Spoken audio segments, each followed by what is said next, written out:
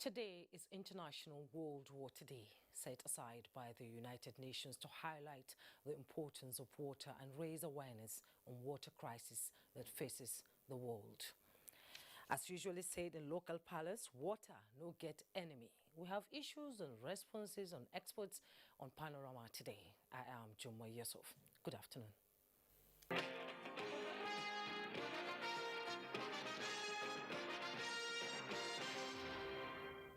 Today is World Water Day, and as part of efforts on water sustainability for all, part of activities to mark the 2021 World Water Day shifts attention to how children can be part of the campaign to ending water wastages, courtesy of the Ministry of Water Resources and Nigerian Institute of Water Engineers. Olushe Adegbo covers the last lap of the competition and filed in this report. Water is used around the world. It is used for recreation purposes in schools. From 120 students, the school children have been brought down to 9. 3 students per team to form 3 groups in the final stage. The computer-based assignment will see each team prepare an audio-visual clip with features on the importance of water management, the danger in wasting water, suggest solutions to water challenges, and also advanced technology to preventing water scarcity. But now water is finite because it's getting scarce. Only 3% of the world's water is fresh water. Asking questions from these students reveal the concept of catching them young. Children should try to be influencers, create awareness, tell people that we need water. We need to learn to conserve water. Even if we can't conserve ourselves, we should conserve for friends and families. And in United Nations statistics, 2.2 billion people are living without safe water globally. The World Water Day therefore creates a platform for awareness on changing the narrative, and organizers of this computer-based competition explain how children can be part of the drive. Let them begin to know from the young age that water needs to be valued and water is priceless, so that by the time they grow, they now can be part and parcel of that system. A child needs to know how to manage, reuse water. So valuing water is a theme that is apt at this present dispensation, especially with this COVID-19. The 2021 World Water Day is with the theme Valuing Water, and as usual the day focuses on improving lives of human and ecosystem through the use of water resources. In Abuja, Olushe Adegbo, NTA News. And I am being joined via Zoom by Michael Ale. He's an expert on water development and the theme for this year. You're welcome to Panorama. Thank you. Good afternoon. Thank you for having me. The theme for this year is, adding value to water. And according to Benjamin Franklin, he said, the well is dry. When the well is dry, we learn the value of water and the worth of water. As the United Nations is saying that the value of water is about much more than the price. So what value are we adding to water in Nigeria?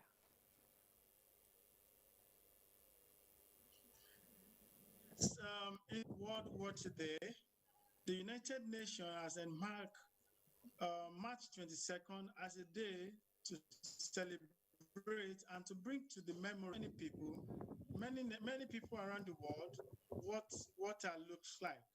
This year is about valuing water. And just like your question,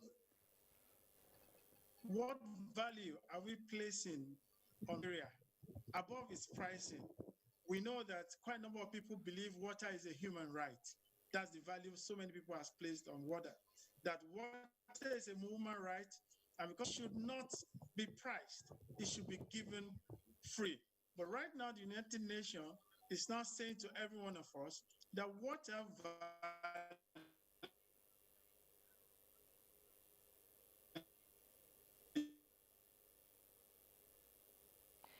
We do apologize for the loss of audio in that Zoom interview, but as soon as we get connected, we'll get back to him now. Let's move on. COVID-19 infection has continued its downward trend as Nigeria records 86 new cases Sunday. In a figure released by NCDC, the new infections were from 6 states and the FCT. The FCT has the highest with 33 new infections, followed by Lagos with 28. Ondo has 11, Kano 7, Akwa Ibom and River States have 3 new cases each, while Kaduna has 1 new infection. Nigeria now has 161,000 cases and 737 confirmed cases of COVID-19, out of which 147,899 were discharged, while 2,030 patients unfortunately died. We'll now go back to our interview with Michael Ale, who is standing by on our Zoom network. If you can hear me now. I can hear you very well. So we're listening to you. Can continue on that question. Okay, on that question, like I said, we have many waterworks that the value that's been placed on water by many citizens is not really encouraging. And we have many governments that are subsidizing for water work, especially for the infrastructural cost.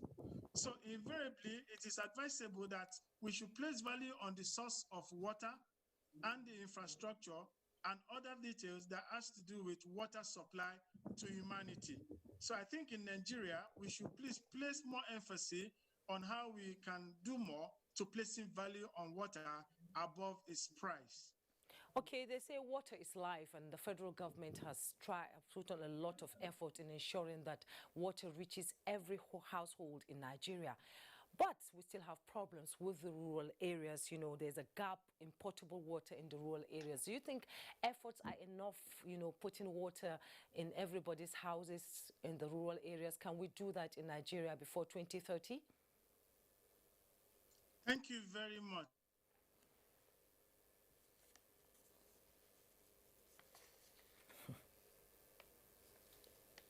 Again, it is political will.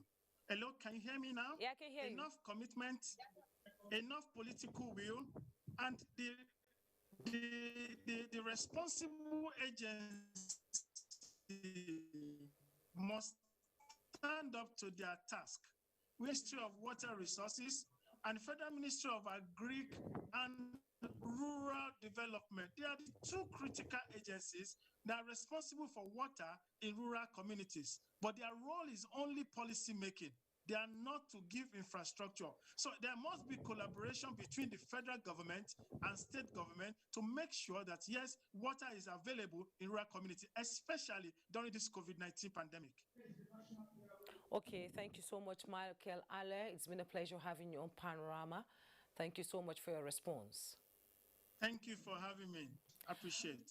You're watching Panorama live on the network service of the NTA. We'll take a break now. When we return, the program continues. The counsel of our fathers. I will urge and advise our younger generation to use talent and brain to sort out problems, not arms. Nigerian youths, let's build our nation. My advice to these young people is please do not take us back to those harrowing days. You probably do not know what it is. I believe we have fought one civil war too many in this country. So those who experience it will run away from it. Nigerian youths, let's build our nation together.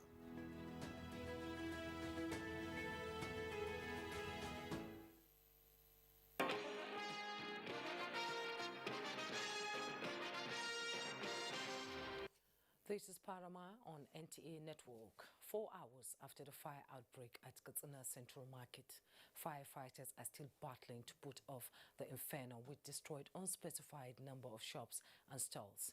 Mohammed Salisu Awo reports that no life was lost, though property and cash worth millions of naira were destroyed.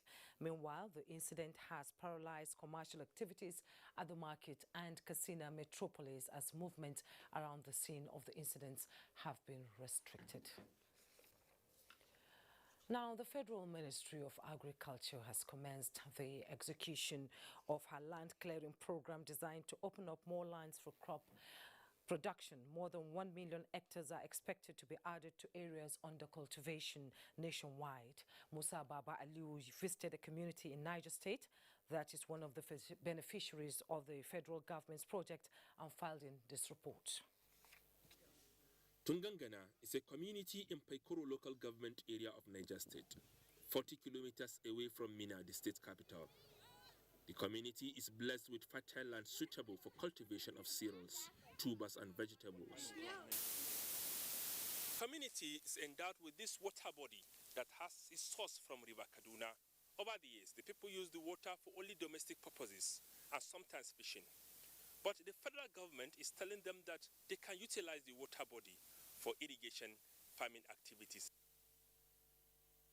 70-year-old Salihu Numa says the people of the community only engage in rainy season farming and fishing, but never believe that they can do dry season farming. The federal government has stepped in to teach the community how to utilize the water to grow more crops all year round. 140 hectares have been cleared for rice production. The entire 417 hectares cannot support rice in totality. So about half of that land can actually support both lowland and upland rice. Tractors, seeds and chemicals, including other farming tools, were provided by the federal government. These women are happy that they were carried along in the project, requesting for simple equipment that can handle. Traditionally, permission has to be sought from Sarkin Ruwa to avoid what the people describe as spiritual attacks from the lake. I met the Sarkin Ruwa Amadi Isa. He told me that permission has been granted and he is also participating in the federal government program. From Tungamalan in Paikoro local government area of Niger State, Musa Baba Aliu, NTA News. Thank you, Musa. Now, Governor Udom Emmanuel has sued for stronger collaboration between states in the Niger Delta region to address the challenges facing the region. The governor was speaking at a 3-day retreat of members of Bayelsa State Executive Council. Susan Asuko reports. Governor Udom Emmanuel, while addressing members of the Bayelsa State Executive Council, stated that the problems retarding the growth of the Niger Delta region can be surmounted if the states within the region can come together to address the challenges. He emphasized the need for leaders to play their role effectively, have the interests of the people and the region at heart, as well as remain focused and passionate about serving the people they are elected to serve. Loyalty starts with what you deliver your own ministry. That's my own. That's the very account of my own. Because at the end of the day, where things go wrong, they don't mention any commissioner, they mention the government. Bayelsa State Governor Doye Diri appreciated the hospitality given to him and members of his ESCO, as well as the cordial relationship that exists between the two states. He assured of his collaboration with other states for the development of the region. And we know that as a people who have shared problems and challenges, as a people who have a common geographical location, common culture to a large extent, we have a lot in common that we can pursue as a group. In Uyo, Susan Asukwa, NTA News. Talking security now, as stakeholders keep profiling solutions to the increasing spate of crime in the country. Ebonyi State Governor David Umahi has again advised Nigerian youth to eschew vices that are capable of retarding both individual and national development. The governor was speaking at the 65th Emergency Senate meeting of the National Association of Nigerian Students, NANS, in Abakaliki. Chika Okoye reports. Cognizance of their stake in crime reduction and nation building, Governor David Umahi in the meeting, which was more of an interactive section, charged the students not to get involved in armed robbery, kidnapping, cultism, and other acts that could jeopardize their future, but to be vanguards of peace and unity. and also to be committed to their studies in order to build a prosperous nation that generations unborn would be proud of. He further applauded President Muhammadu Buhari for his administration's financial interventions to states, which has culminated to huge infrastructural development across the country, Ebonyi inclusive. The others have no strength to kidnap people. They do not run police stations. They don't destroy strategic infrastructure that for you up to we must say no to recklessness. National President of the Association, Comrade Sunday Esodayo, who described Governor Umahi's achievement as unprecedented, called for more attention in the education sector to further engage the youths. You have transformed this state, and this state is a new level.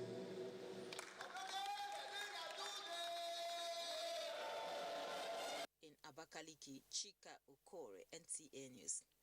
And Anambra State Governor Willie Obiano has condemned the latest attacks on security personnel and facilities by armed hoodlums in the state. The governor in a state broadcast charged security agencies to rise up to the challenge. Indem Kalu has details.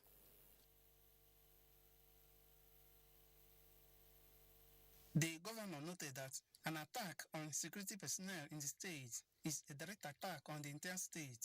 He vowed to resist such attacks, adding that security agencies and other relevant organizations have been mobilized to the situation.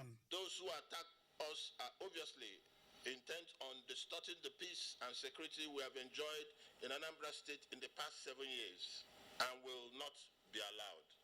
As your governor, I hereby raise the security alert in the state and I commit to restoring order and security immediately. Governor Obiano announced that vehicles with tinted glasses as well as covered number plates will no longer be allowed on all roads in the state, and security agents will henceforth be conducting special and strategic operations aimed at neutralizing the emerging trend in the state. This state shall no longer tolerate the violence that erupts now and then in the name of courtism. In the same vein, all kinds of touting in the state, in whatever guise, especially in Onitsha, will no longer be tolerated. The governor also condoled with families of those who lost their lives and charged youths to shun cultism and other acts capable of destroying their lives. He promised his administration's commitment towards protection of lives and property of innocent citizens. From the Governor's Lodge, Onitsha, Ndem Kalo, NTA News.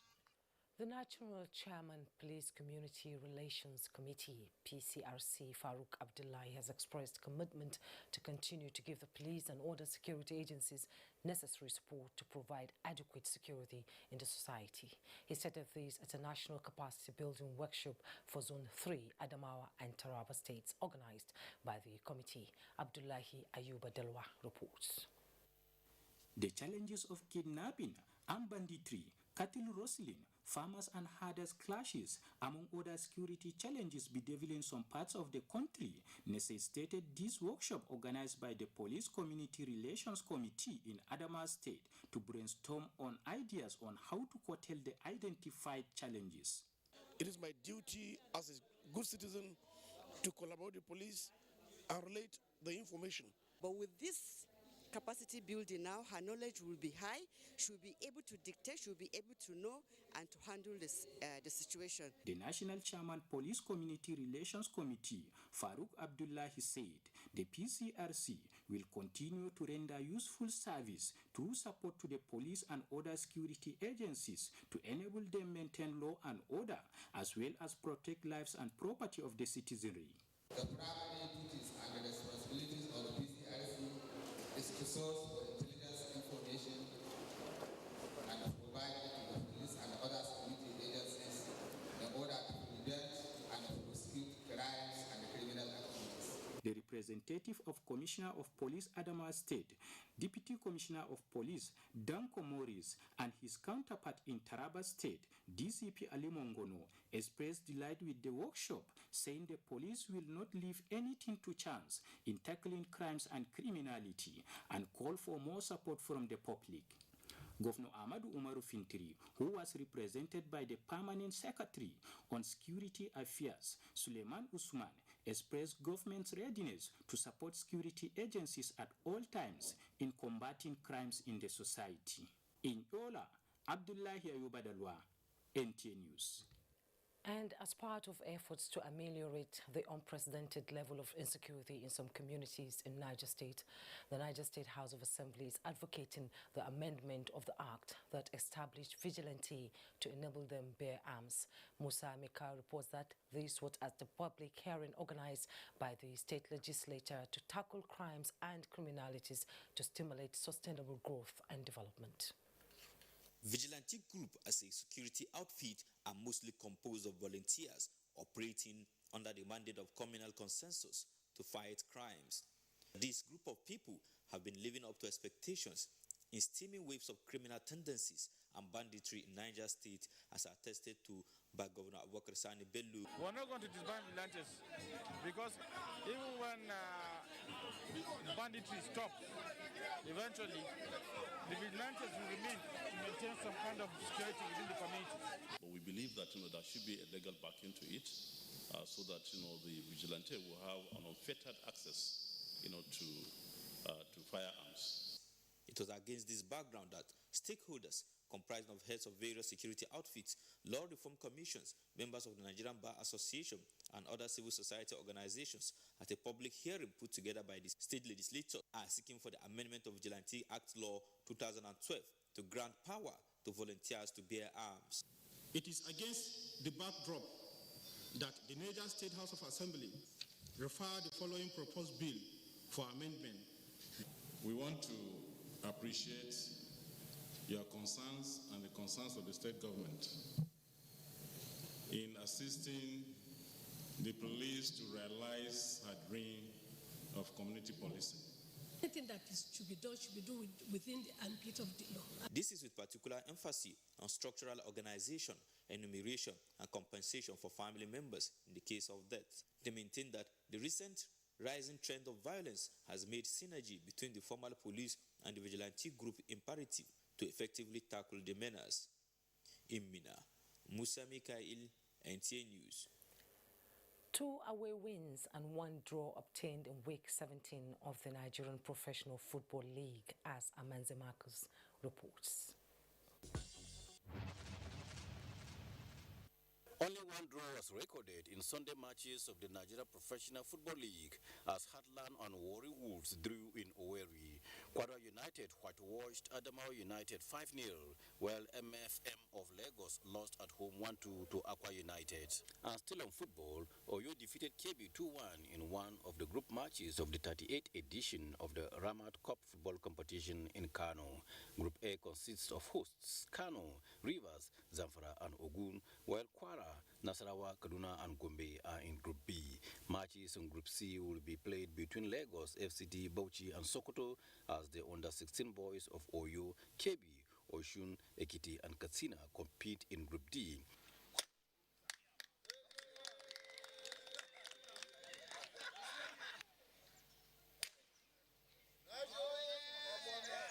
Major General Ibrahim Ali has emerged overall winner of the special send-off and promotion kitty for Lieutenant General Lamidi Adeoshun and 10 newly elevated officers at the TYB International Golf and Country Club Abuja. The 21 handicap player grossed 82 with a net of 61 to secure victory over 150 other golfers. At the occasion, the Chief of Defense Staff, General Lucky Irabo, stressed the need for golfing as essential elements of discipline. We in the military try to also promote golf as a game. And besides, it's also an avenue for us to exercise, to keep fit. Meanwhile, organizers of the delayed Tokyo 2020 Olympics are now calculating how much money will be refunded to international funds, having taken a decision to bar them from the games due to coronavirus. Chief Executive of the Games Organizing Committee, Toshiro Muto, said some 600,000 Olympic tickets and 300,000 Paralympic tickets purchased by overseas residents will be refunded. President of the International Olympic Committee, Thomas Bach, shares the disappointment of those who had planned to travel to Tokyo, adding that he is truly sorry. I know that our Japanese partners and friends did not reach this conclusion lightly. Together with them, the IOC's top priority was, is, and remains to organize safe Olympic and Paralympic Games for everyone. Response update Manzi Marcus, NTA News. And that's it on Panorama. But before we go, don't forget to be a star and join NTA in the fight against rape and rapists. I am Juma Yusuf.